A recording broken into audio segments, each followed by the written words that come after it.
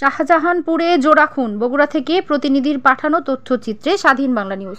22 September সন্ধ্যা 7টায় শাহজাহানপুর উপজেলার sub-rule গ্রামে অজ্ঞাত পরিচয়ের দুর্বৃত্তদের ছুরিকাঘাতে স্বেচ্ছাসেবক লীগ কর্মী শীর্ষ মাদক কারবারি ও একাধিক হত্যা মামলার আসামি কুখ্যাত সন্ত্রাসী সাগর ও তার সহযোগী স্বপন নিহত হয়েছে। অন্যদিকে তার অপর সহযোগী মুক্তাকে গুরুতর আহত অবস্থায় উদ্ধার করে চিকিৎসার জন্য শহীদ জিয়াউর রহমান মেডিকেল কলেজ হাসপাতালে পাঠানো হয়েছে।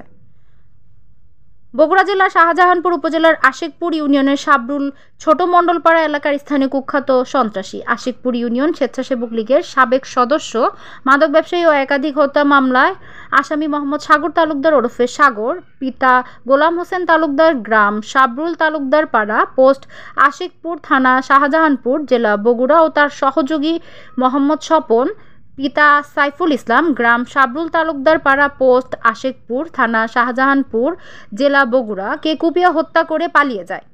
উল্লেখ্য, দুজন মৃত ব্যক্তি ছাড়াও রাস্তার পাশে একজন অজ্ঞাত ব্যক্তির হাতের কজি পাওয়া যায়। ঘটনাস্থল পরিদর্শন করেন বগুড়া জেলা পুলিশ সুপার জেদান আল মোসা। নিহত মোহাম্মদ সাগর তালুকদার ওরফে সাগর শাহজাহানপুর উপজেলার চিহ্নিত সন্ত্রাসী। সে বগুড়া জেলা স্বেচ্ছাসেবক লীগের সভাপতি ভিপি সাজিদুর রহমান শাহিনের অনুসারী। শাহিনের ছত্রছায়া অত্র এলাকায় মাদক, চাঁদাবাজি ও অপহরণের মাধ্যমে মুক্তিপণ আদায় করত বলে জানা যায়।